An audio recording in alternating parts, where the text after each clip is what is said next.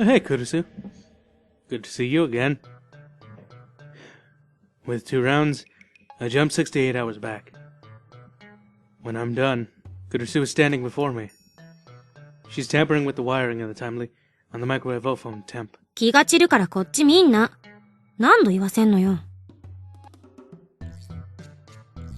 She says so without looking at me. I see. She's still working on the time leap machine improvements.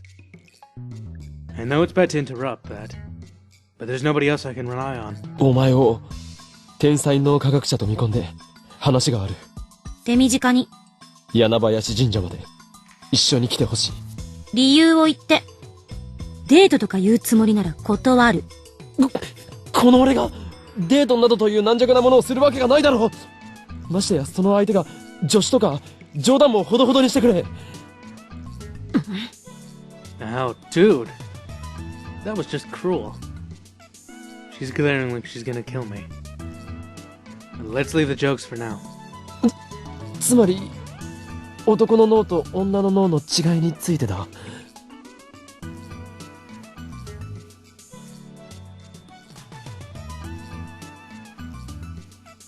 けわからん。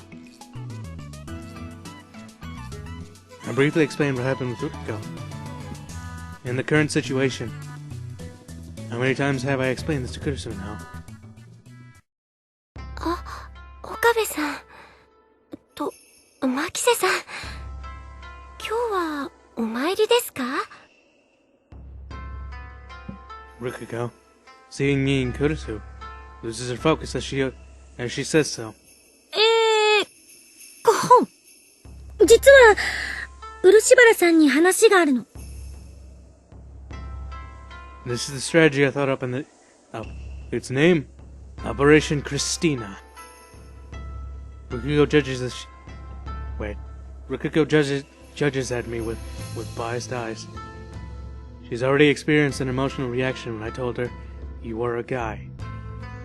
And so, since she's not too familiar with Kurusu, and since they're both the same sex, it should be easier for Kurusu to persuade her to tell us her the whole truth. Whatever. So I wait behind Kurusu and watch silently. 何でしょうか？ Rukako was shy. He was distant with me too back when we first met. I can see he's made a small wall between Kurusu and herself now too. On the other hand, Kurusu is very calm. She truly is reliable. Kurusu puts on a gentle smile and begins to explaining to Rukako. 男性と女性で脳の働きって全然違うって知ってた？はい。Hey, hey! 男性は右脳が活発。女性は左脳が活発なの。ちなみに右脳は画像処理とか空間処理、あとは総合的な判断力なんかに使われる。左脳を使うのは言語、あと計算とかかな。そうそう、右脳と左脳をつなぐ脳梁っていうのがあるんだけど、女性の場合はこれが発達してたりする。ほら、よく言うでしょ？女性は2つ以上のことを同時にできるって。それは脳梁が発達してるからだっていう説もあるわね。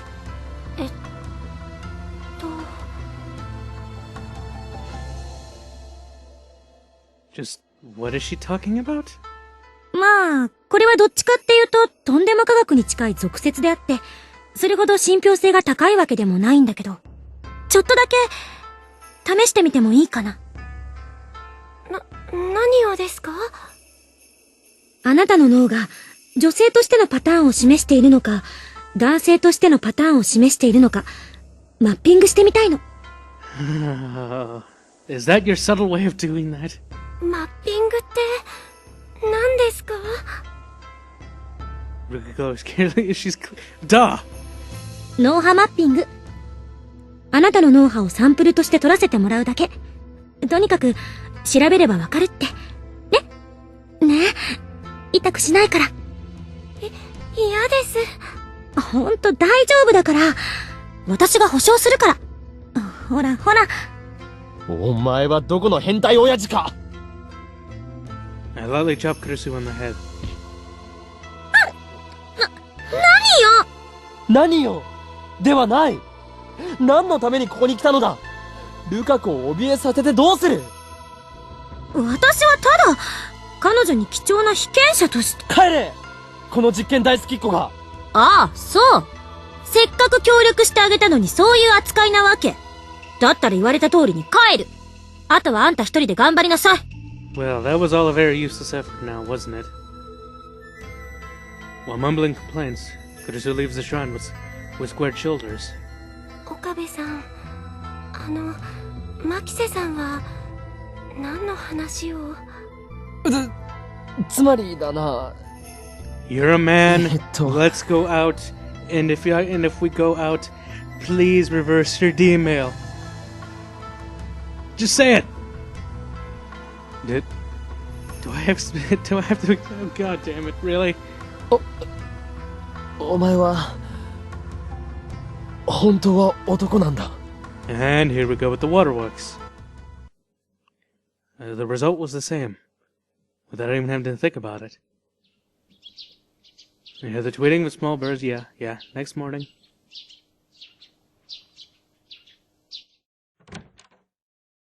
オカリン！あ、いたー！ I saw something about Moeka, so I probably skipped something I shouldn't have, but it's pretty much probably what I already know, that I gotta handle Moeka. Today on the 12th. In any case, since I explained the situation to Rukako yesterday, looks like Mayuri's protest came early too. オカリンってば、ルカちゃんにオカリン？これから会いに行ってくるから。そうなの？よかった。オカリンが謝らないって言い出したらね、マユシーはオカリンと絶交するつもりだったんだ。The mail should come soon. It did come after all. If I go to Yanagibayashi Shrine now, what's waiting for me there is the confession scene. 恋人になってください。But this time, I thought ahead. クリスティーナ！クリスティーナ！ When I start yelling at the development room, in a loud voice, I start to hear the sounds of someone moving inside. クリスちゃん、寝てるの？徹夜なんだから、起こさない方がいいよ。I know, but I have to do this. クリスティーナ！起きてきてくれ！うるさいなぁ。Hiroshi comes out of the development room, with sleepy eyes. クリスちゃん、トゥットゥルー。Damn, she's not even gonna put up with my Yuri now. Last night she fell asleep at the desk after working so long, so the sleeves of her clothes left a mark on her cheek. Her hair is frayed and her eyes are red. She rubs her eyes. なんなの？これから柳林神社に行く。お前もついてきてくれ。No! Don't do that! オペレーションクリスティーナ2だ。15日。まゆりちゃんだからに。恋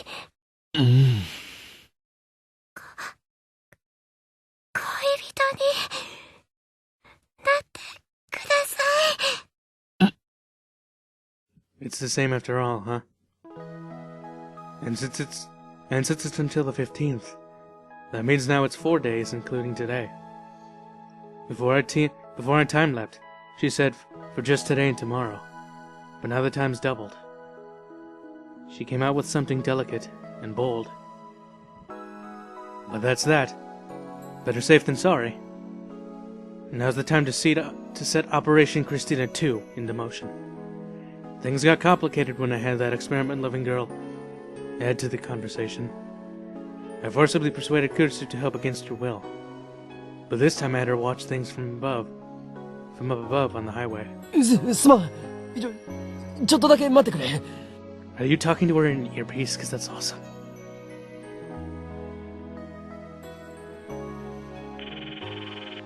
I turned my back to Rukako and called Kurisu. よう、リア充。お前人の気も知らずに何がリア充だ。今のルカ子の話、聞いていたか。今北産業。聞いてなかったのか。この遠さじゃ聞こえるわけない。告白。15日まで。そしたら男に戻る。把握。でも、何をいちいち私に相談することがあるわけ？漆原さんの願いを叶えてあげればいい。だけど、相手はルカ子だぞ。どこが不満なの？あんなに可愛いのに。しかし元は男だったなんてのも、あんたの妄想かもしれないし。私から見れば、彼女は最初から彼女だった。観念しなさいって。じゃあね。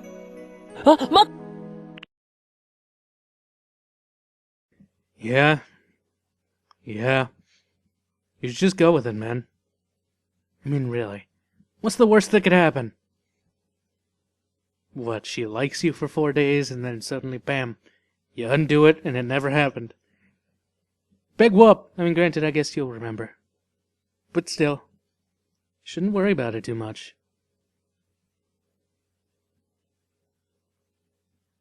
She hung up.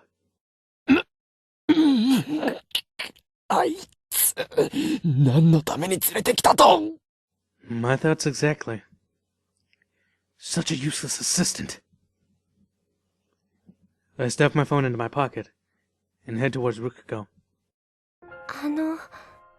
今の電話の相手って、牧瀬さんですか？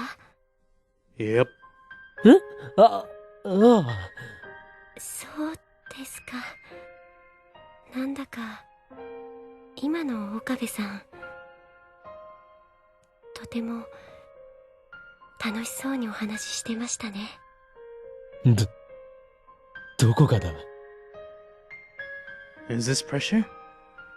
Is she applying psychological pressure? それで、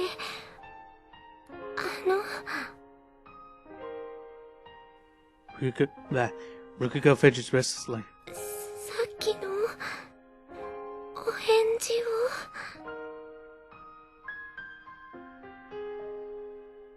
を。A limited time trial relationship of only 4 days. Will those 4 days feel long or short? Rukako certainly does have cute facial features. She has the image of very slender hands and a slender waist. Her skin is transparent white, like alabaster.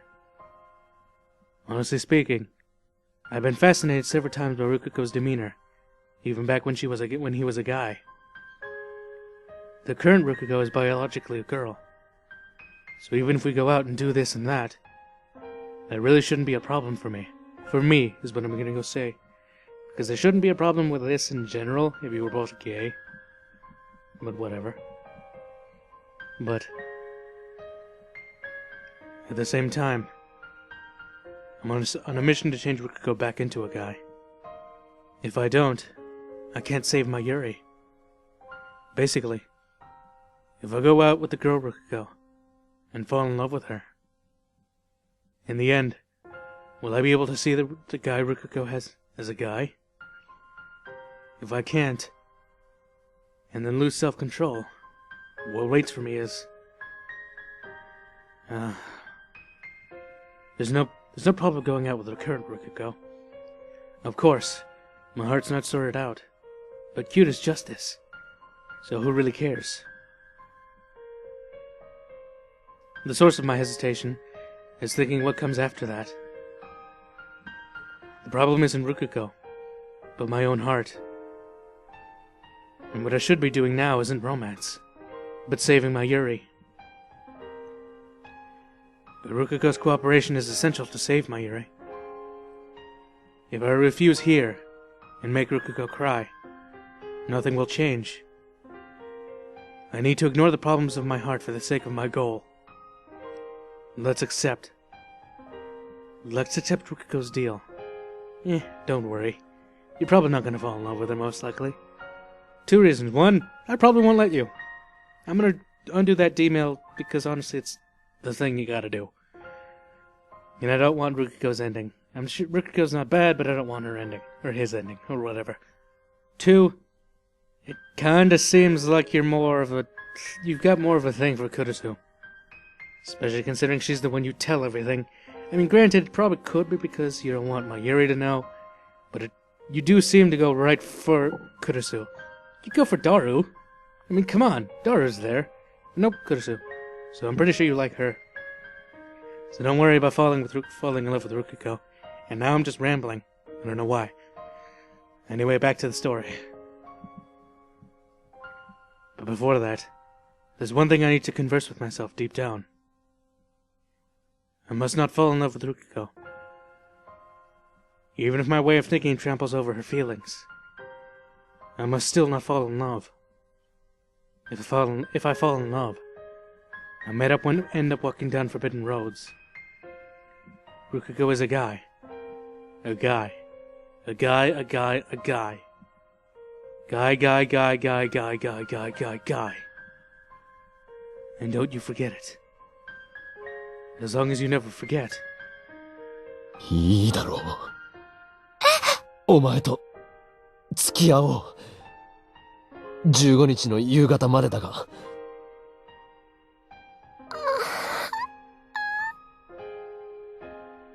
Soon, tears start spilling out of Rukako's eyes. なぜ泣く？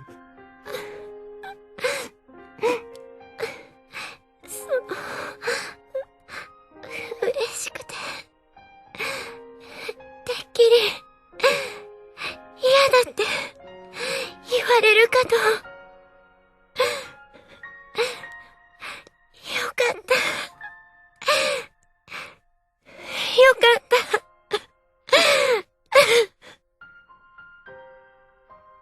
Her face flushes red, wet with tears. Yet she's really happy. Though she's a bit shy and embarrassed, seeing Rukako's bravery makes me... Dude! Crap! I hinged again. I forgot he said that. I hinged again. I mustn't fall in love. But I'm about to. Why does every single one of her actions tickle my male instincts? She must be doing it on purpose. There's no mistaking it. There's just no other way. Rukako's cuteness is a terror of the universe. 岡部さん? なんだ? Rukako timidly mutters while wiping her tears. その、明日、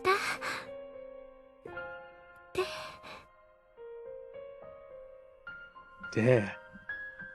What does she mean by da? デートに、なんだと? A date? Certainly, when two lovers go out somewhere together, that's called a date. It would certainly be a dick move if I refused to go on a date right after we started going out, wouldn't it? 行くのは問題ないが、どこへ行く? Doesn't look like she's decided. 岡部さんの行きたいところに、行きたいです。つまり、岡部さんが好きな場所を知りたいから。So basically, she wants me to decide for her? It's really unfair to have such a cute face that people will forgive anything you say. I scratch my head in thought. じゃあ、プランは明日までに考えておく。Anyway, I want to get away from this irrationally... I don't know how to say that word. Oh, god damn it. It's irritatingly, you idiot. Sentimental alone time with her. So that's what I answered.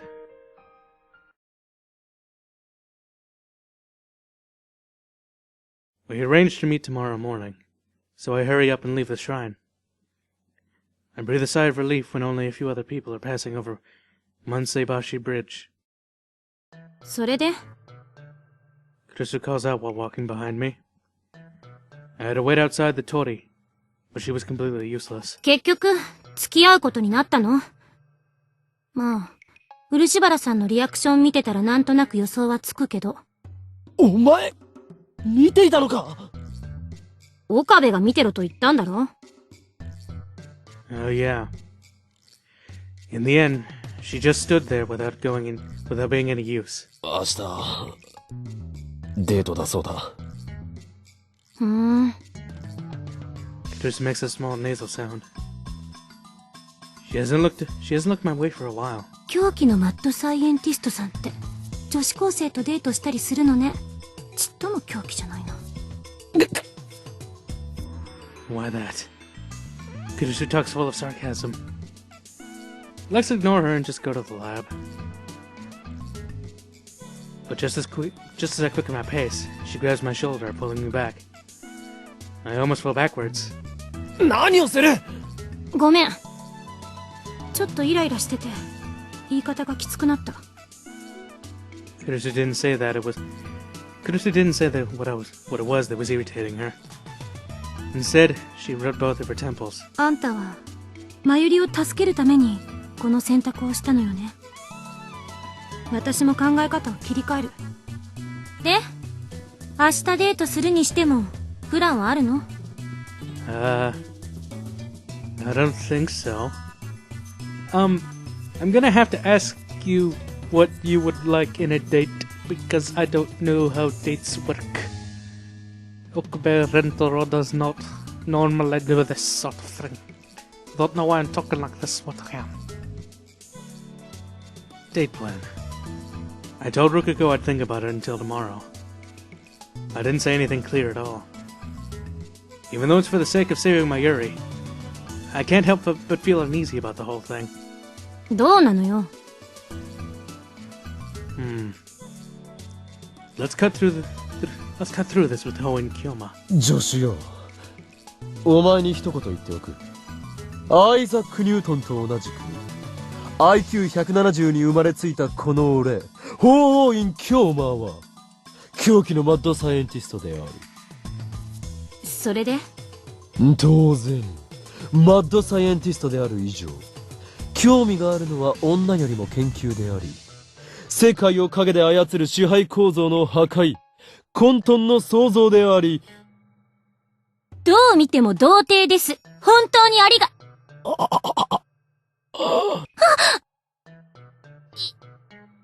は聞かなかったことにして。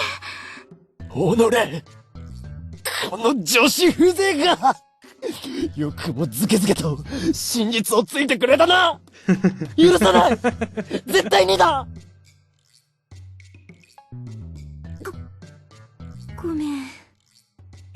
大体そういうお前はどうなのだ。俺に講義を垂れるほどにデート経験は豊富なのか。Christina's face warps oddly for just a second, but I didn't miss it. You look like just a virgin to me. それ見ろ。お前だって勉強や研究に明け暮れて、そういった経験はゼロなのだろう。遠いアメリカの地で寂しい青春時代を送ってきたのだろう。うるさい！バージンで悪いか！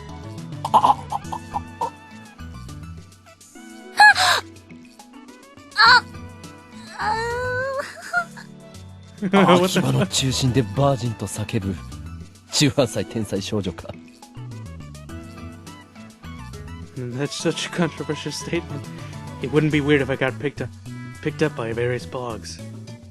Thankfully, it's early morning, but the few pedestrians still grin when they notice Kurusu. 場所を変えるわよ！ Run! Run from the embarrassment! Kurusu starts walking hurriedly. 女の子との初デートで重要なのは、相手に与える印象をいかに良くするかである。不潔な格好は論外。特に髪はきちんと散髪すること。長髪は汚らしく見えるので NG。服装に関しても、ぴったり合ったサイズのものを着ていくこと。特に、秋葉系の男子は大きめのサイズの服を好んで着ている傾向にあるが、これはだらしなく見えるので良くない。Hey! I don't need special clothing. I've got like normal pants, shoes, a white shirt, And a lab coat. That's fashionable as fuck! So why exactly am I a maid cafe, getting first dating advice from my younger assistant, who is also a girl? 初デートではお互いに緊張していることもあって会話が途切れがち。重要なのは会話のキャッチボール。一方的に話すだけでは相手が楽しいはずがない。特に女性は会話をするのが大好きなので、むしろ男性は女性の話を聞く側に回ってあげるべき。ただ聞くだけではなく、きちんと相槌を打つことが必要。そうすることで女性は話をちゃんと聞いてくれる人だと思うはず。つまり、いつも通りの岡部じゃ全く話にならないってことね。とりあえず、普通に喋ることから始めないと。あ、例のバカっぽい高笑いは当然禁止ってことで。そもそもあんたって女の子に優しくないのよね。普段の物言いが尊大すぎる。というか、偉そうでムカつく。電波妄想も垂れ流すし。Yeah. However, he does that around Rukako. Maybe that's why Rukako likes him, because of the way he is. I mean, there's no other reason why. I mean, he's not a bad-looking man. He really isn't a bad-looking guy. But other than that, if you look at his personality, he's pretty much what you described. And if she likes him, that's probably what she likes. Just saying. デートマニュアル本を音読しているだけの文在で、上から目線はやめろ！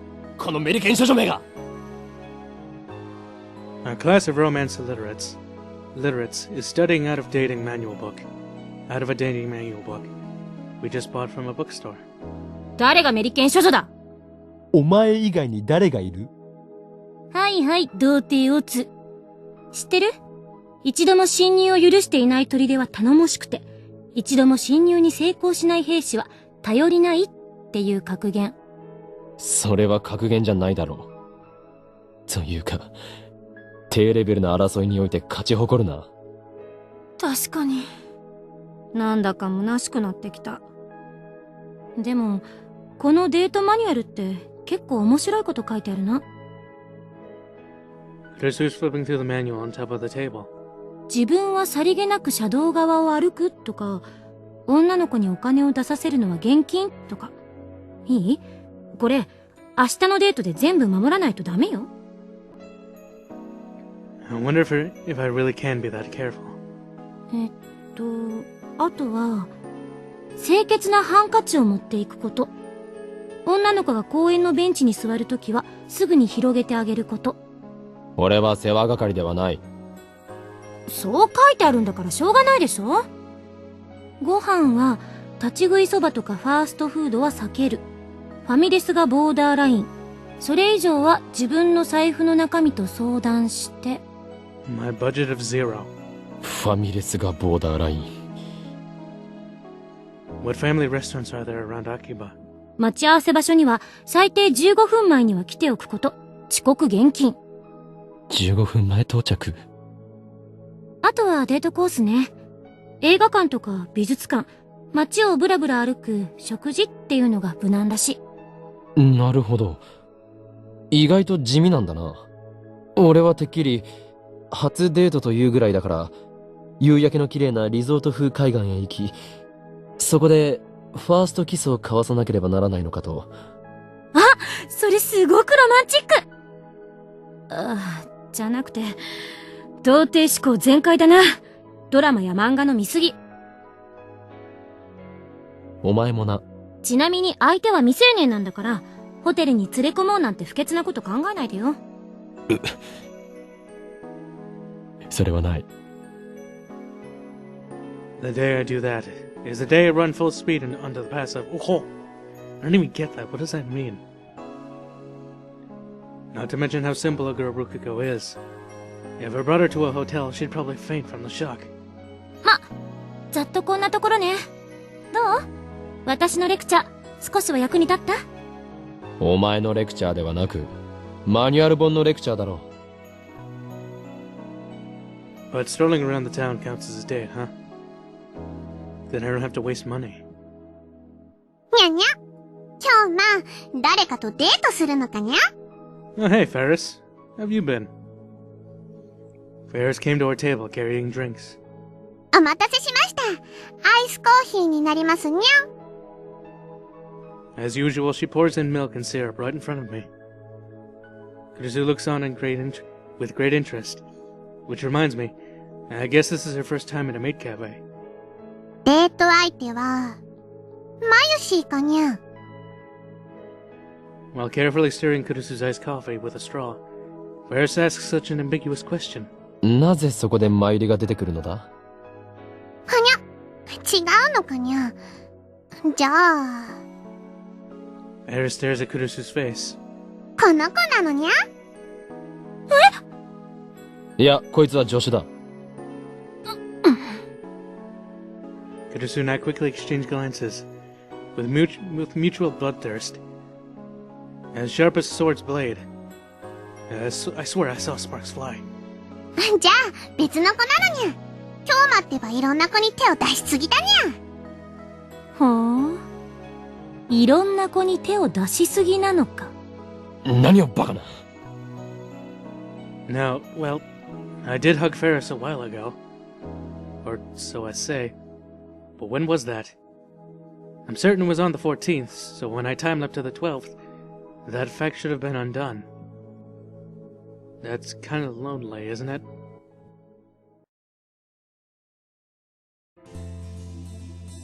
So, the next day, I'm strolling Akaba with Rukako. 次は、どこに行きましょうか。 Event 1. Woke off the family restaurant food. Complete. I took care of the bill when we came out into the heat again.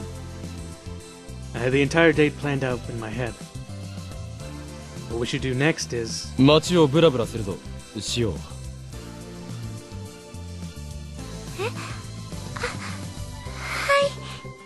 Akiba was crowded, naturally since it's Friday, on Obon holiday. I try to choose the streets as empty as possible, so naturally we ended up just using back alleys. I guess we'll meet our quota if we walk around trip to Ueno. Wait. If we walk around trip to Ueno. I walk quickly. But the conversation doesn't continue at all. I tried to follow the guide's advice and be a good listener. But Rukako's silent like this by nature. She doesn't really start talking on her own. So even at the family restaurant, the words we exchanged were mostly just things like, "It's crowded today," "It's delicious," and "It was delicious." And I think the choice just to wander around might have been a mistake.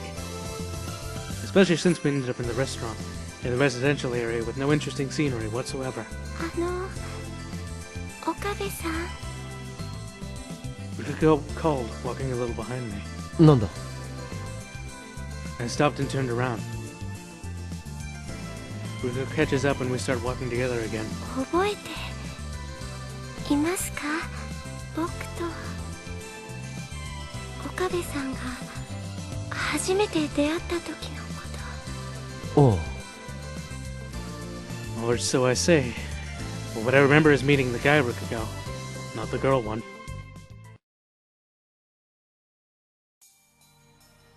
That was on Golden Week in May. While walking around Akiba collecting materials for the new future gadget, I saw Rukako in this Miko garb, surrounded by some cameramen. やめてください。無理です。お願いします。写真を1枚撮らせてもらうだけでいいんで。そのコスプレすごく燃えるっていうか、ここまで巫女服を着こなしてるレイヤー見たことないし。これはコスプレじゃなくて、できれば可愛らしいポーズ撮ってもらえるとめちゃ嬉しいんだけど。あ、じゃああれだよ、俺ミコミコオーバードライブのめぐみだ。来たー、それ最高。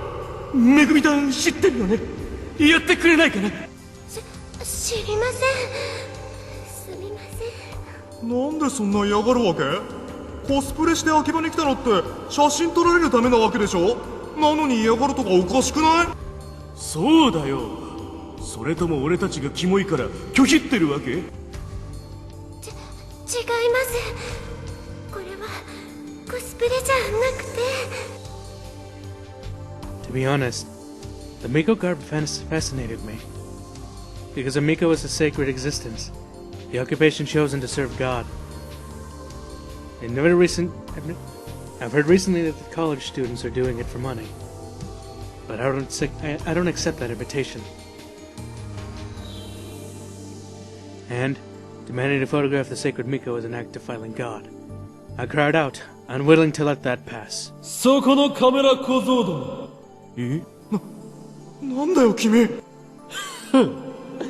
この俺を知らないだと。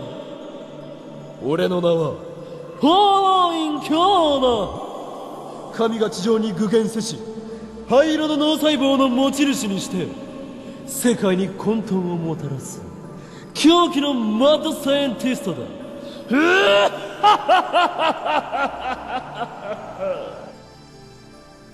Here I come to save the day! 何こいつ。マジ吉。それぐらいでやめておけ。その巫女が嫌がっているだろう。なんという中二病ですか。かっこよく女の子を助けてセックルに持ち込もうとしてんじゃね。下心見え見え。これだからドキュンは。ドキュンはお前たちだ。か弱い女子に男二人でまとわりつき天津さえ変態写真を撮りたいと懇願するとはオタクのプライドすら捨てたか。いえ、僕は。聖なる巫女を怯えさせるカメラ小僧はカメラ小僧などではない。それは単なる変質者だ。お前たちに聖地秋葉を歩く資格はないと知れ。なんだと。可愛い三次元女子をローアングルから狙うのはみんなやってるだろ。素人のくせにお高く止まるなって言いたいね。秋葉にコスプレしてきてる時点で無差別に取られても文句言えないでしょマジで。違うんです。僕は男です。 My mouth dropped to the floor at those abrupt words. だから僕なんかとっても意味ないんですよ。 Rukako murmured sadly. マジで。そんなの嘘だ。こんな可愛い子が男のはずが。男です。喉仏もあります。 Rukako lifted his chin a bit, exposing his pale neck. That gesture was really sexy. Oh my god. But there certainly was a protrusion on his neck. じゃあ下もついているんですか。 Rukako nodded as if he had no other choice. He was already crying at that moment. So were the cameramen. なんだよ。紛らわしいな。っていうか男なのに巫女服着てるとかマジ吉だろ。取らなくてよかった。騙された気分だよ。 They left while mumbling complaints. Those bastards really don't understand anything about otaku culture. And then I was amazed. If I were Daru, they probably would have said something like this. There's no way such a cute kid can be a girl. So you're a trap. They really do exist. Those guys needed to take a lesson from Daru. どうもありがとうございました。ああ、いや。でも僕みたいな男を助けて楽器隊に添えなくてすみません。お前名前は？漆原ルカです。なぜ俺に謝った？だって僕こんな顔なのに男だし。そんなことはどうでもいい。お前が男だろうが女だろうが関係ない。だがそのひがんだ根性気に入らないな。 You tell him, Okabe. ついてこい。お前にいいものをやる。そのアイテムさえあればお前は勇気を得るだろう。お前の中に眠る真の力の存在にも気づくはずだ。どうした？力が欲しくないのか？いえ、力って。そうだ。俺はお前に力を与えること。まさかその後武器屋本舗に行ってサミダレを買ってもらえるとは思ってもみませんでした。Sorry, hold on, I'm gonna... そうだ。俺はお前に力を与えることができる。さあ求めろ、欲しろ、力を。カメラ小僧にも負けないお前だけの力を求めるのだ。 Yep, that is indeed what he said. いや Well, I didn't expect him to come with me. But I acknowledged that Rukako had hopes. That's why I gave him the 908 yen, tax included, demon sword. And afterwards, Rukako and I went through intense training, developing the clear heart demon slayer, with a Seishin Zanma style. When I remember it now, my speech and conduct were really pathetic. So much I want to hide my face. とてもびっくりしましたけど、でも岡部さんがあの時言ってくれたそんなことはどうでもいいっていう言葉はすごく嬉しかったんです。 Wait, what? Hold on. You remember that? Isn't that what happened with the guy? Holy shit, you're remembering! 変ですよね。そんな言葉に感動しちゃうなんて。 Then Rukako's cheeks turned rosy in shyness. Her shyness is outstandingly dangerous, as usual. でもその言葉があったから好きになったんです。え？ Wait a sec. Wait just a minute. Wait just an eternity. Seriously? Did she seriously say that just now? Then, does that mean that Rukako was a guy back then? Meaning I made that guy, Rukako, fall in love with me. The thought evaporates all at once. Seeing her off all the way to the shrine, I'm worn out. Physically, mentally. In the end, we spent 4 hours walking. We went all the way to Ueno Park and back. So that was tiring. But I was more mentally tired. In the end, we didn't talk much. We just walked. 今日はすごく楽しかったです。そうか。 She just probably said that out of consideration. Rukako tried hard to say it, but I understood clearly. When I thought about when Rukako fell in love with me, my thoughts kept spinning into a loop, so I couldn't play conversation catch with her. Manuel was also quite useless. In this world line, Rukako was a girl from the beginning, so Rukako's and my memories of when we first met might be inconsistent. Even thinking that, I still can't wipe away how out of place Rukako's words feel. それでは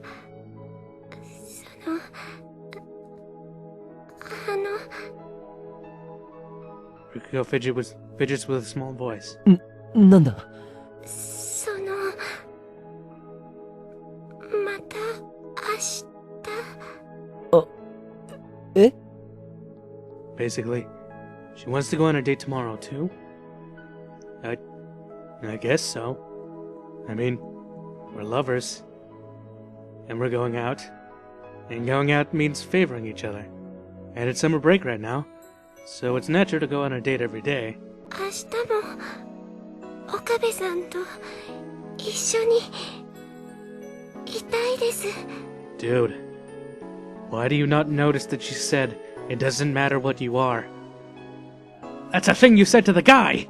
And why would you say that to her? She wouldn't have a reason to say for you to say that to her. Because she is a girl. どうも。ダメ。ダメなんてことはない。うん。本当に。よかっ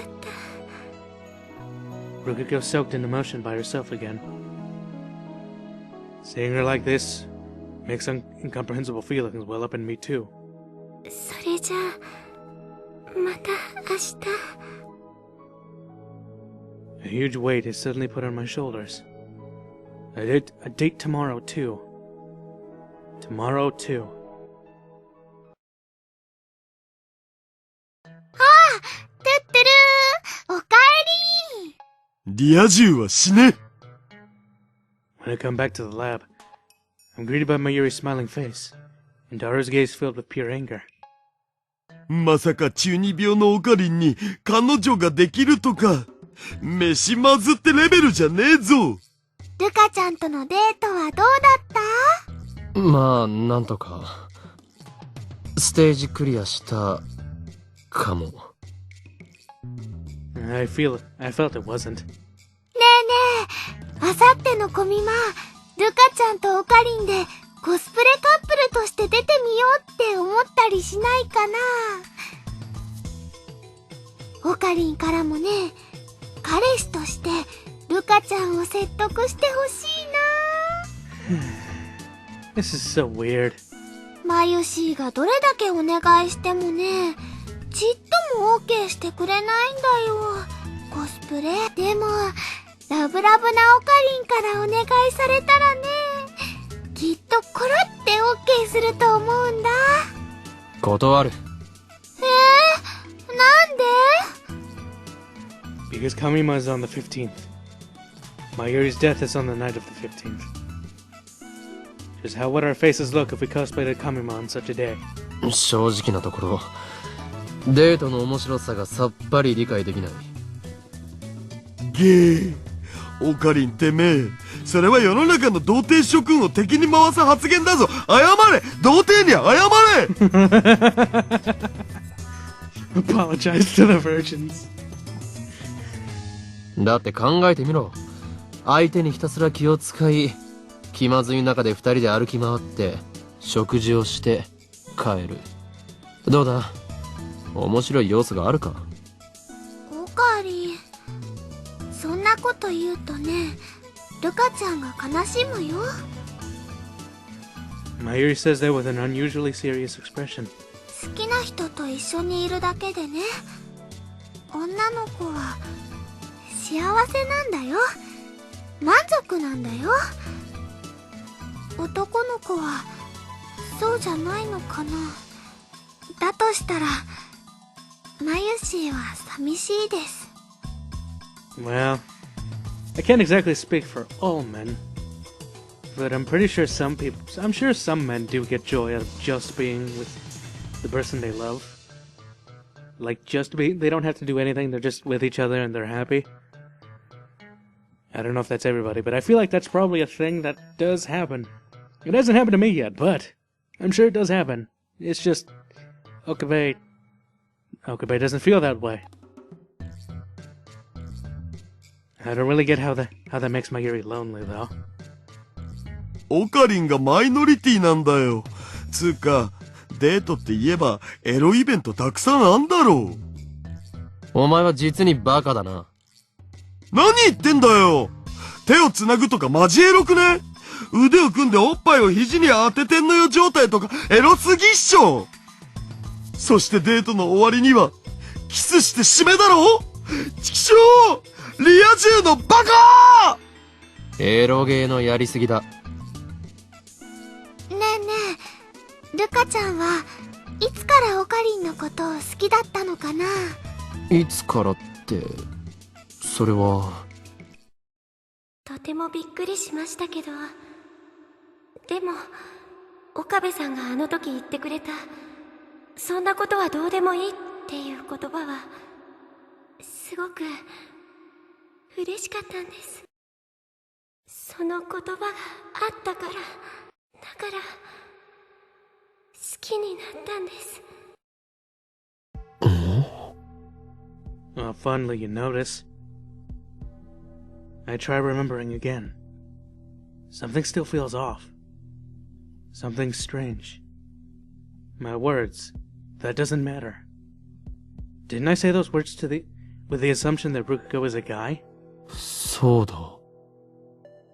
そうだよ。変だ。I finally noticed what felt out of place. In this worldline, Rukako was a girl.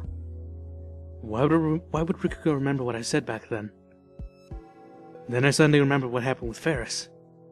思い出したにゃ。フェイリスが叶えたのは、10年前に死んだパパを生き返らせることに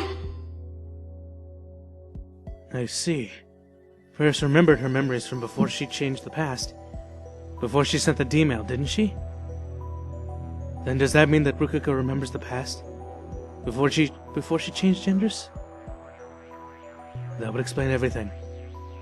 But she has that memory. Yet she said she liked me for it. So then, did Rukako like me even when he was a guy?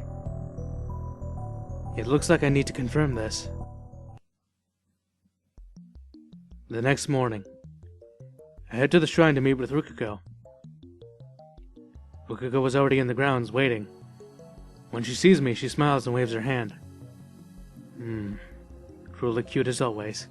おはようございます。まあ、うん。今日はどこへ？それより、ルカ子。はい。I make up my mind to just throw out the question. お前には、男だった頃の記憶が残っていないか？ Rukako twitches for a moment, and then hangs her head. そんなことありません。Why do I feel like you're lying to me? 本当に？ I try asking, but Rukako stiffly nods. If I put out a firm attitude, I could make her talk. But the contents of the manual burns inside my head. Doing things that make a girl sad is absolutely no good. You might get dumped. If I get dumped, then what will happen to our 4-day lover agreement? If it's invalidated, then Rukako might not want to go back to being a guy. No. Rukako's not that sort of a jerk. Mayuri's life hangs in the balance. So I'm sure that no matter what I say, she'll go back. That way of thinking is kind of naive, isn't it? But most importantly, although I'm doing this to save Mayuri, it's not like I can just trample over Rukako's pure maidenly heart. Rukako and I are unable to weave any words. Mutual distrust? Suspicion? Discomfort? If I say something, if I just say something, our temporary relationship feels like it could break at any moment. The suffocating silence surrounds us. ごめんなさい。今日のデートを中止にしましょう。I feel guilty that I hurt her. And at the same time, I'm relieved at my unpleasant feelings. Without returning to the lab, I stand on the bridge in front of the station, blankly watching the stream of people. Ferris might be visiting the lab. Because right after I came from this world line, Ferris was at the lab today. Since my actions shouldn't have influenced Mayuri's... Since my actions shouldn't have influenced Mayuri's, she should have called Ferris over to look at her cosplays. I don't want to see anybody right now. I suffer alone, on the overpass. In the end, no matter how much I use my brain, I can't think of a good idea. Rukako said if we could, blah, blah, blah, blah, yeah. Faithful how? I just made a huge mistake back there. I've done nothing but make Rukako sad. Tomorrow was the 15th, the same day Kamima opens, the same day Mayuri dies. At the very least, I need to make a relationship last until that evening. Tomorrow is the end. But I'm not confident I can give Rukako a fun time as a lover. Alright. Instead of fussing over a date, I'll just try something that won't make Rukako sad. The next day, Mayuri and Daru left for Ariake early in the morning. I'm gonna meet Rukako just like yesterday. Tell her, let's go meet with Mayuri, and take a train. Today won't be a date with just the two of us, because we don't have time, and I feel like I've already hurt her. And so the strategy I took was going to Kamima. When we leave the Kokusai Tenjijo station, I suck at Japanese, Rukako stares in wonder at the scene spreading throughout her sight. People. People cover the lands as far as the eye can see. Kamima, the Otaku Festival. Since the first day, the big site is more crowded than usual. Correct. My strategy was to take Rukako out to Kamima. Of course, I didn't make her cosplay. Rukako said it was embarrassing, and she wouldn't listen to Mayuri's persistent pestering. I don't want to make Rukako do something that she doesn't like either. So we just came back to look. Besides, if we join up with the ecstatic Mayuri and Daru on the grounds, then they can keep talking about this and that. Conversation will get paused like this. Rely on companions. What wonderful words! A Kamima date. In some sense, I might have to bear the killing intent of the otaku heroes, but I don't really care what other people think of me. And with that said, I head to the meeting place we decided beforehand, weaving through the crowd of people. Rukako also seems frantic, fighting the mental battle.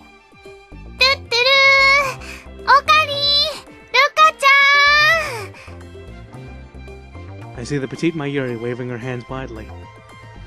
Mayuri meets up with us at the edge of the parking lot. There aren't as many people here. コミマにようこそ、ルカちゃん。初めて来たけど、すごいね。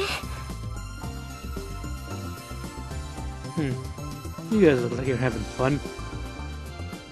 That perspective on your hat, Mayuri, is weird, but I like it. ゆっくりしていってね。ダルは？ダルくんはグッズを手に入れるために並んでる最中だから抜け出せないんだって。ひとしきり戦利品をゲットしたら合流するかもって言ってたよ。So you won't join up with us until about an hour later, huh? Ah, damn him. Prioritizing himself.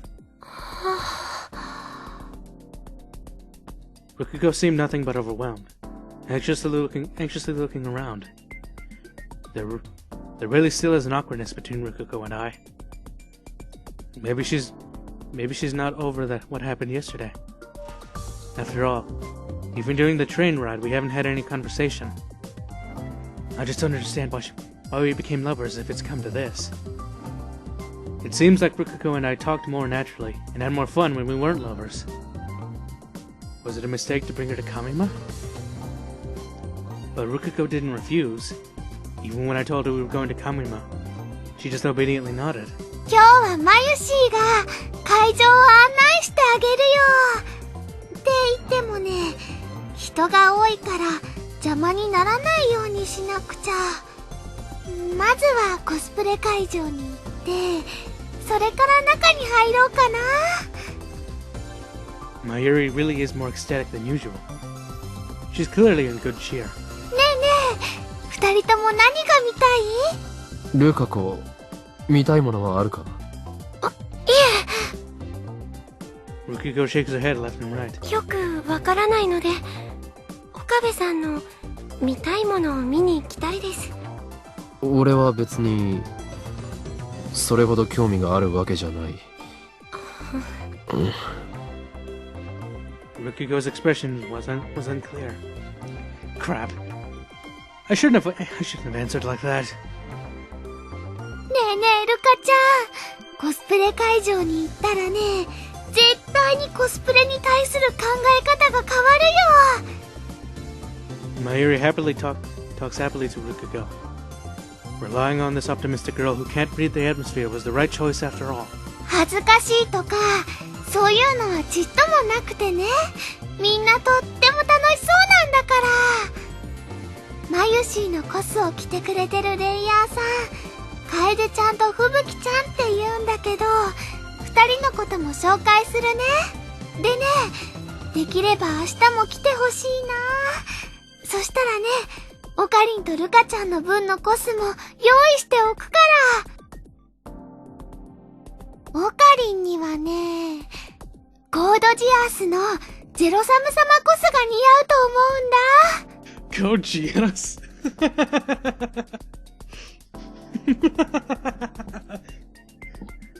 I don't know why I find that so funny.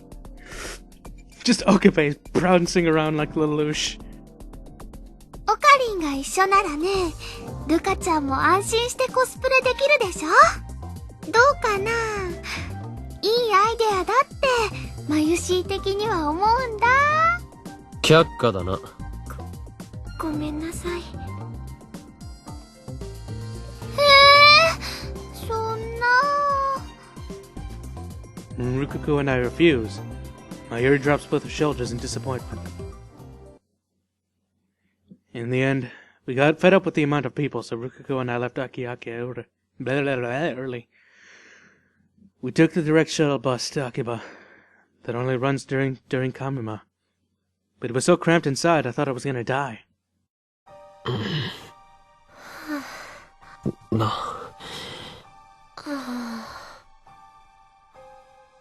It's fucking awkward between you two, isn't it? When we return to Akiba, Rukako and I are so tired we can't even move our mouths. My feet are so heavy I thought they'd turn to lead. I can't even hear the traffic's noise, the cicadas' cries, or the sound of the cars and bikes. The two of us return to the shrine with shut mouths, like Spanish monks under vows of silence. Rukako doesn't raise one complaint, but it was obvious that taking her to Kamima was a mistake. Rukako's expression had been stiff ever since Mayuri showed us around the grounds. Maybe she's still traumatized by otaku. I remember the first time I met Rukako. At that time, he was in a fight with otaku. So maybe they didn't have a good impression. Leave a good impression. We don't talk. For a long time, we weren't alone. We packed like sardines. I could probably count the words I said directly to Rukako today on my fingers. When we arrive at the shrine, our time as lovers will end. So this is our last chance to talk like lovers do. But I'm confused. Just what should I talk about? I tried looking for a topic we had in common. About the demon sword, Samidaire or Summer Rain. About the Clearheart Demon Slayer style swordsmanship. But those pretentious hipster bullshit topics are prohibited, according to Kurisu in the manual. So something else. And then I realized. That's all Rukako and I have in common. Silence seeps through at the shrine. When we get here, I seem calm, but I'm not. I safely escort Rukako home. Today is the day Mayuri is killed. The time limit is within 3 hours. The temporary relationship between Rukako and me ends here. Then I just need Rukako to give me her mother's pager number. But is it really okay to let it end like this? In the end, what have I done for Rukako? I haven't done squat, have I? Rather, haven't I done nothing but hurt her?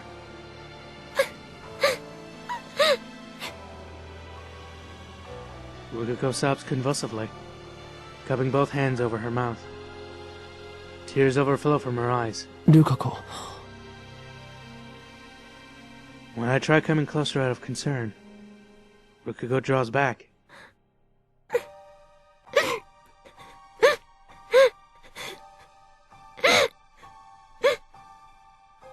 Rukako wipes the corner of her eyes, but the tears keep flowing, forming a glistening line down each cheek.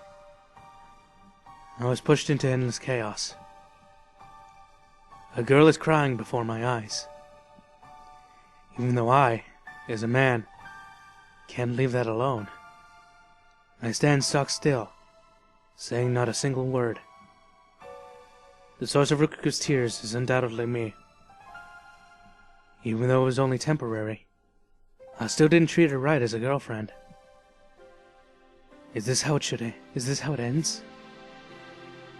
It ends without either of us saying a word. Rukako.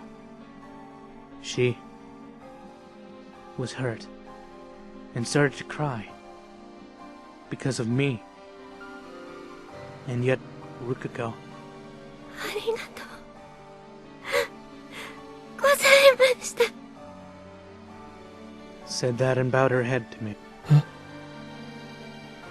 On her face, wet with tears, were signs of lovely shyness. 恋人になってくれてすごく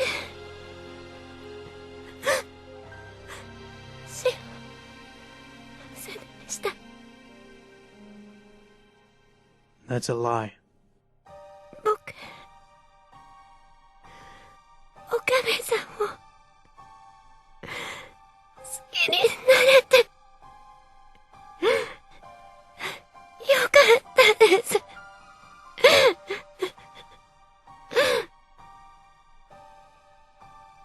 Rukako gently holds my hand to my surprise. A very warm hand. A very thin hand. Touching Rukako's hand. Touching Rukako's body. The first time since we became lovers. And also, the last time. Rukako places a memo pad on my hand. And then our hands part. She bows her head again. それじゃ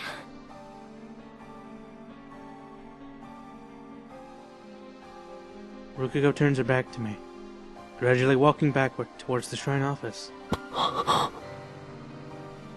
I look at the memo pad. A number was written there. It's probably Rukako's mother's pager number. She kept her promise. But I can't. I can't let it end like this. I dash back to the lab with all my strength, disregard Kurisu, who was watching over, and indecisively time leap.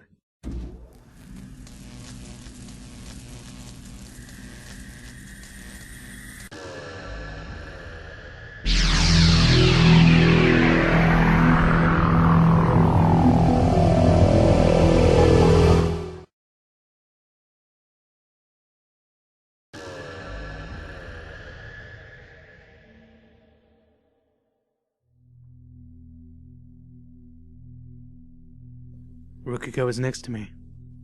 She's a little anxious, but she doesn't raise a single complaint as we're about to leave for Kamima.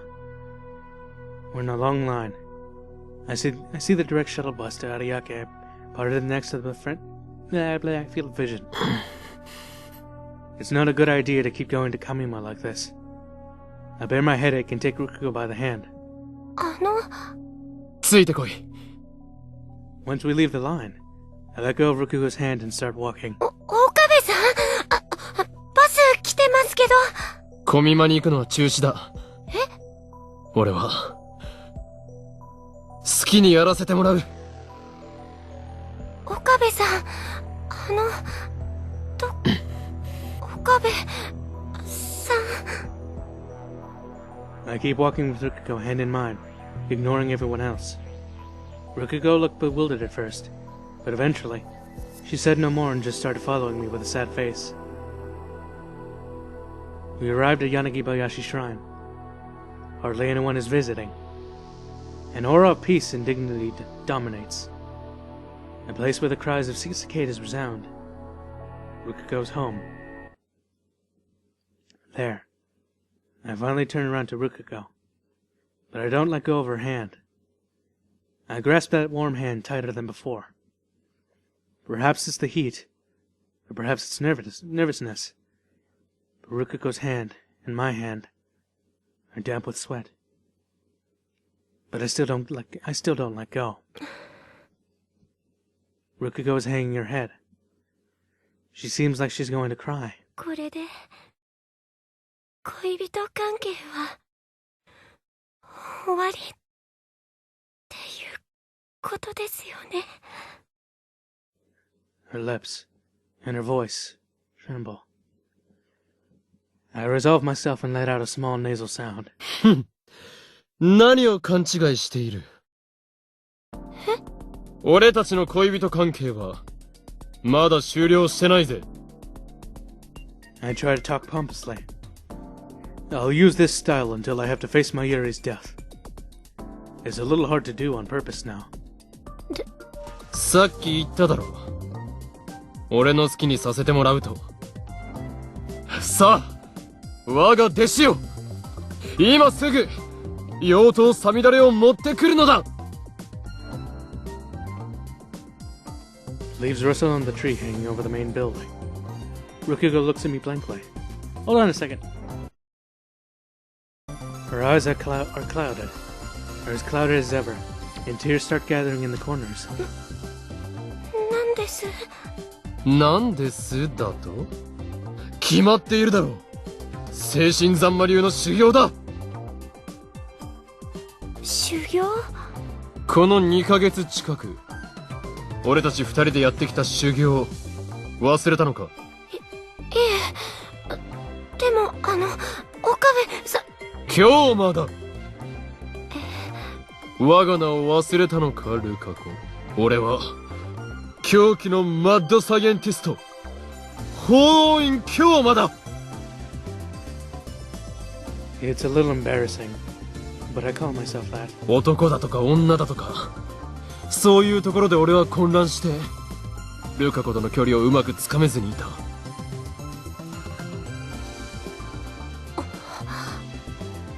だがな、俺とルカコの関係は初めから決まっていたんだ。その決まっていたって、何がですか？俺は男で、お前は女で、俺たちは今日までの仮初めの恋人。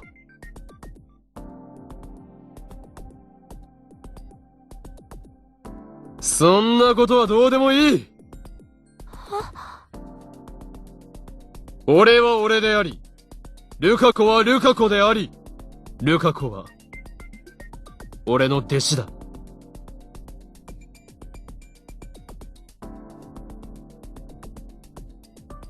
Good going, Okabe. Good going. そうです。じゃなくて、京馬さんは確かに僕の師匠です。よく言った。さあルカ子よ、サミダレを持ってくるのだ。待っててくださいね。すぐ取ってきますから。ここにいてくださいね。どこにも行かないさ。だから早く行くんだ。Reluctantly lets go of my hand.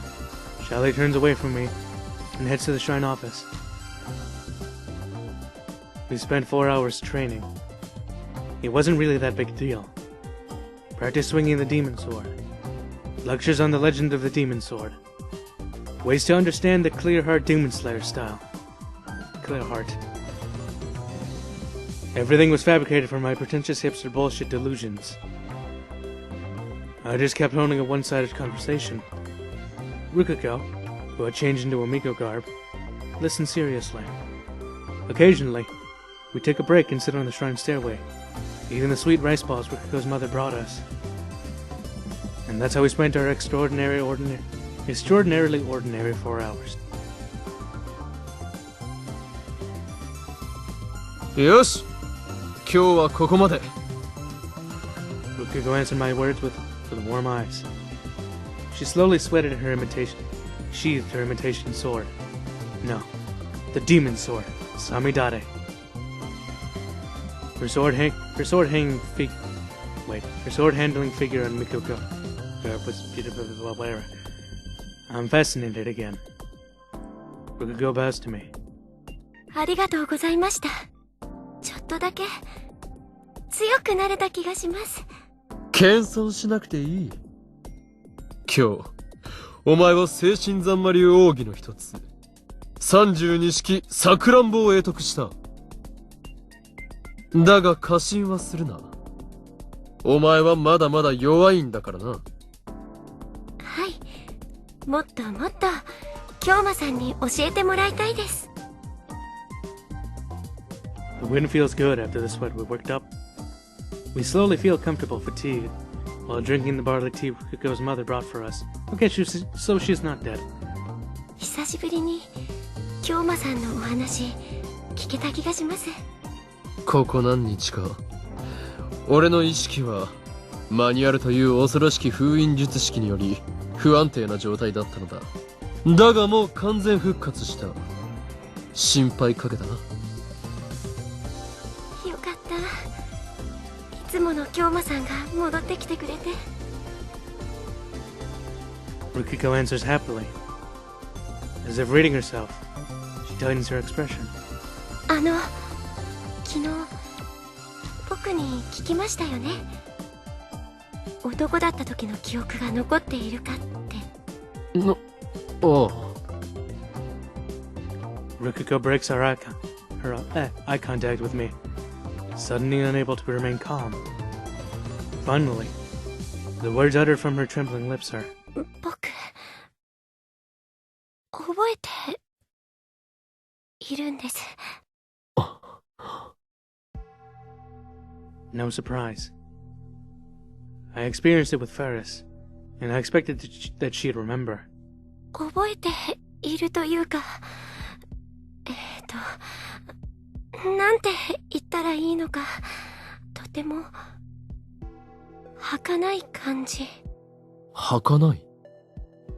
はっきり思い出したわけじゃなくて、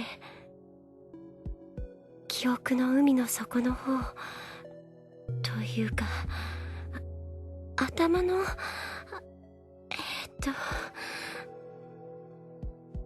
Then Rukako starts pawing at the air above and to the right of her head. この辺にあるような感じです。I don't really get it. とにかく覚えているんだな。Rukako nods. すみません。昨日は嘘をついちゃいました。気にするな。この俺、法王院京馬を欺いたのだから大したものだ。そのおかげで、お母さんのポケベルの番号も、僕、聞かなくても知っているんです。Saying so, she takes out the memo pad. As expected, the page number is written there. 今日は、どんな結果になっても、これを渡すつもりでした。それから、もう一つ。One more thing. 記憶のことと関係しているかどうか、わからないんですけど、古いパソコンのありかについて。Tell me! Tell me! No! Those words, I didn't expect. IBN5100 のことか。はい。多分、そうだと思います。Ruka's dad confirmed that it was here at the Ruka's dad confirmed that it was here at the shrine.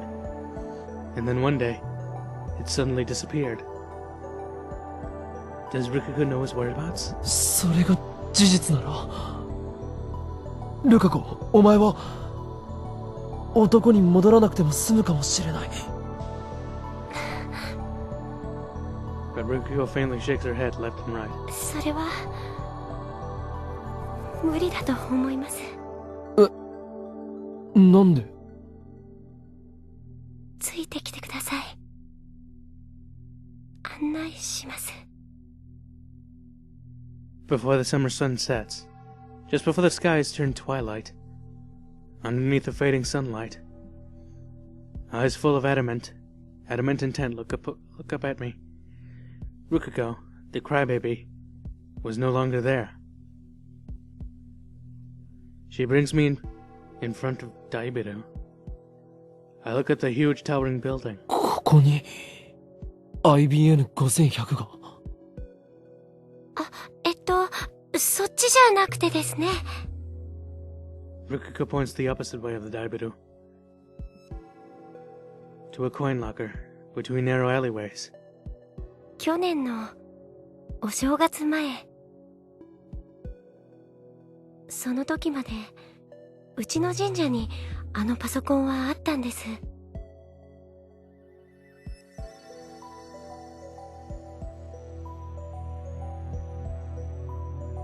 僕のせいなんです。僕が神事のお手伝いで倉庫をお掃除していた時に誤って壊しちゃったんです。壊した？でももしお父さんに知られたら怒られると思って、それでこっそりここまで持ってきてコインロッカーの中に隠したんです。よくここまで持ってこられたな。あれは尋常じゃない重さだぞ。家にあった台車を使いました。そのせいで台車まで壊れちゃったんですけど。 Even so, it still must have been hard to push it here with just the pushcart. Or maybe that was a demonstration of the fight or flight adrenaline rush. 京馬さんが探してるって聞いた時、僕すごくびっくりして、本当のことずっと話そうって思ってたんですけど、嫌われるかもしれないって考えたら言い出せませんでした。バカだな。そんなことでお前を嫌うわけがないだろう。何しろお前は俺の弟子なのだからな。はい。 Rukako takes out the locker key from her pocket. もう1年半以上放置したから、管理会社に持っていかれちゃったかもしれませんけど。1年半放置か。だとしたら絶望的だな。The locker charges 200 yen per 24 hours. Normally, if a coin locker goes unpaid for more than 3 to 5 days, the management retrieves the contents.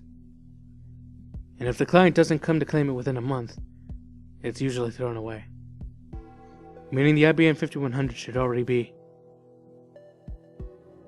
Rukako goes to the rightmost, slightly longer lockers, inserts the key, tries to undo the lock, and... 鍵かかってないみたいです。確定だな。Sure enough, when Rukako opens the locker door, the inside is empty. すみません。It doesn't matter either way. There's no point if the IBM 5100 is broken. But without telling her that... お前が責任を感じなくてもいい。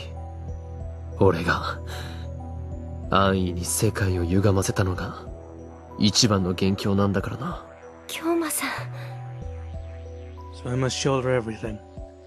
Mayuri's pain, Suzuha's pain, Ferris's pain, and now, Rukako's pain. And then I suddenly thought of something. What if we sent a email to Rukako before last New Year's, saying don't sweep the storehouse, how would that change the world line? Would the IBM 5100 be at Yanagibayashi Shrine as usual, ready for me to take it in August just as planned? Part of me wants to try it out. If it succeeds, then Rukako can keep being a girl. No, that's no good. Don't give in to the temptation. You shouldn't warp the world line any more than it is. Return it back to normal. That is my mission. 僕の記憶、なんだか奇妙なんです。奇妙とは？僕の記憶の中には、あのパソコンのことについての2つの記憶が混ざっていて、一つはパソコンを壊した僕の記憶、もう一つはそんなパソコンは全然知らないし、倉庫のお掃除もしなかった僕の記憶。男だった僕はパソコンを壊してません。倉庫の掃除の代わりに本殿のお掃除をしていたから。 Since it became a girl, Rukako swept the storehouse. And as a result, she broke the IBM 5100 and deposited it into the coin locker. Then it reached its time limit and got disposed of by the management. Therefore, the IBM 5100 will never be reached. This too is the butterfly effect, huh?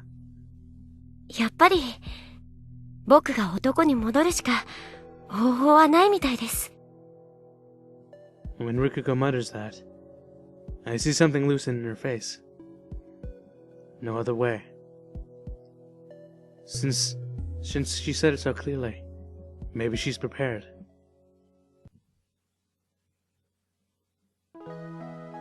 We come back to Yanagibayashi Shrine, empty-handed, dyed scarlet by the setting sun. Rukako's hand lets go of mine, after we had held it all the way back, and then she turns to me. 今度こそ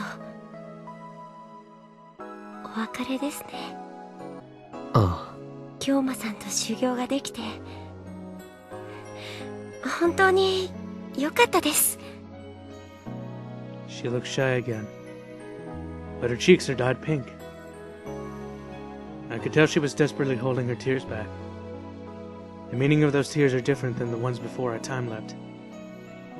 That's what I'd like to think. 俺はお前に恋人らしいことは何もしてやれなかったな。そんなことはどうでもいい。そうだった。Because Rukako smiles, I'm sincerely relieved. まゆりちゃんのこと助けてあげてください。まゆりちゃんは僕にとっても大事なお友達ですから。ルカ子。もう行ってください。出ないと僕泣いちゃいそうで。だからお願いします。今日までありがとうございました。こういう時は例の合言葉ですよね。エルサイこんがり。コングルーだ。I wryly smile unintentionally. Rukako also forces a laugh. エルサイコングルーです。 She bows deeply. She doesn't raise her head. A sign for me to please go already. .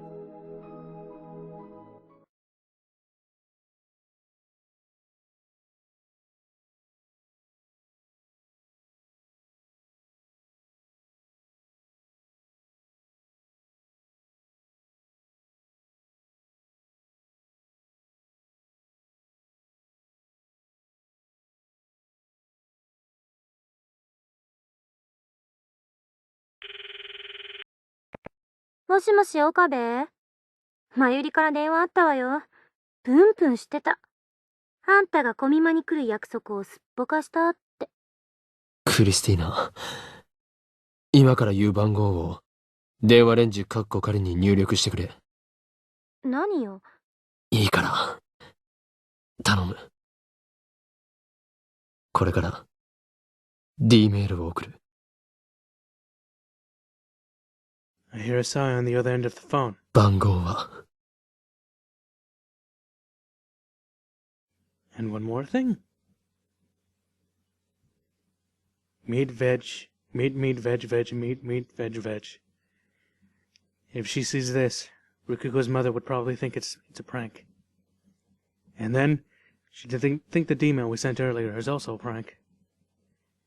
And that still doesn't change the world line. We can just try something else. The pagers in 1992 didn't have a number display function, so the sender's phone number isn't shown. So Rukako's mother won't know who sent it. I already told the Kurisu the timer setting. Everything's set now.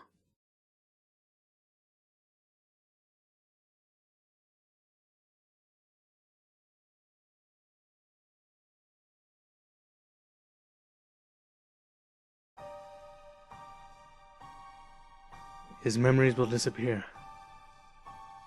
Mayuri won't die today. But I'm hesitating to open my address book. To think about Rukako, who's still probably watching me from behind.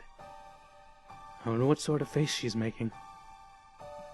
I want to check, but I don't think she'd let me turn back. Rukako finally smiled for me today. Reservations still linger inside me. This time, I'm about to sacrifice Rukako's memories. The memories of the 17-year-old, the 17 years she lived as a girl in the world line. The memories of her parents, who rejoiced the fact that she was born a girl. I'm about to undo all of that. If I don't, I would deny the 17 years Rukako lived as a guy. I would deny the memories of her parents, who rejoiced at the fact that he was born a guy. But still, is it okay to turn Rukako back into a guy? Confused what I should do. I can't advance forward. Yes, I can. The two memories I've sacrificed so far. Suzuha and Ferris's crying faces cross on my mind. I feel a soft impact on my back. Rukako is embracing me from behind.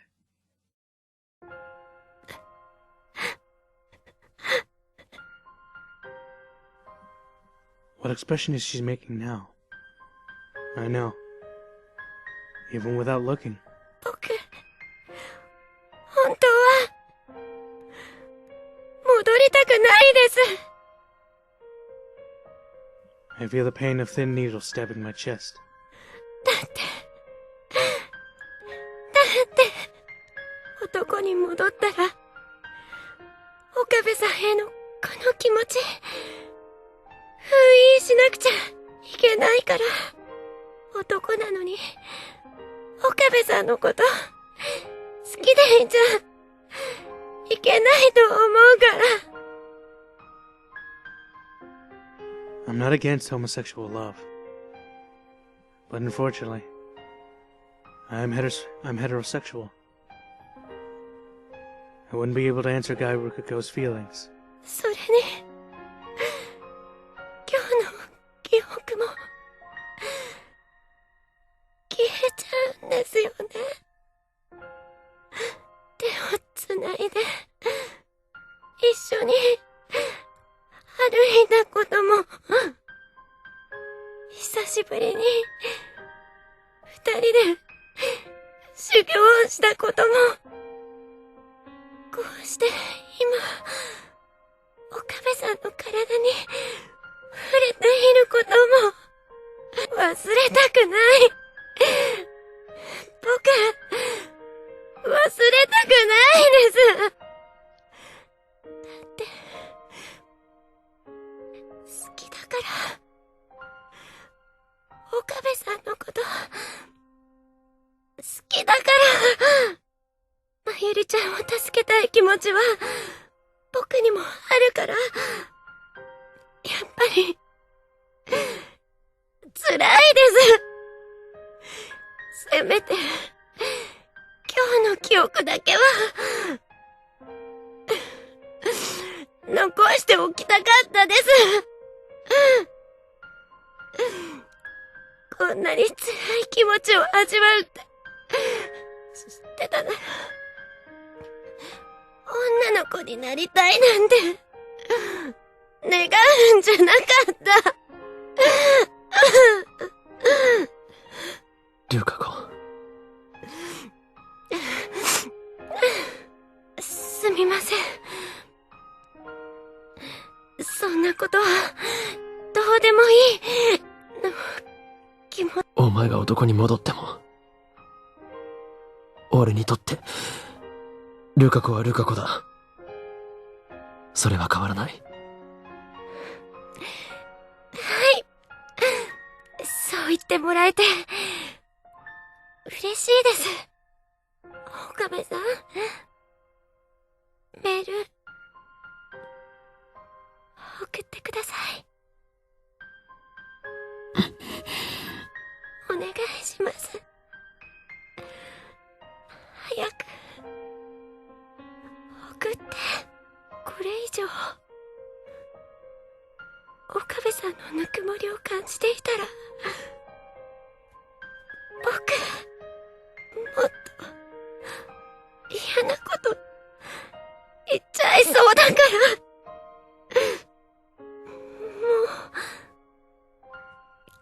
気持ちを我慢できなくなっちゃうから。だが。Is this okay? Is this really okay? 岡部さん、お願い。I'm about to sacrifice someone again. Is it okay for me to decide this on my own? The fingers holding my phone are shaking. And those fingers are wrapped up in Rukiko's warm hand. 僕のこと、覚えていて。はあ。Now if I just call the microwave phone temp, I can send a message to Rukiko's mother before she's born.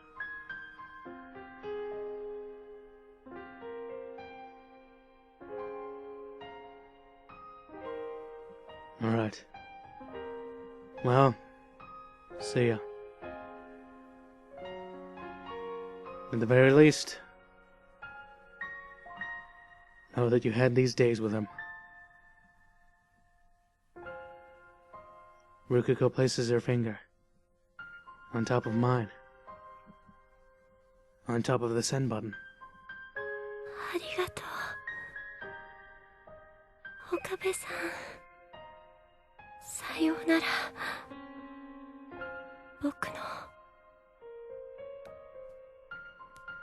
きな人。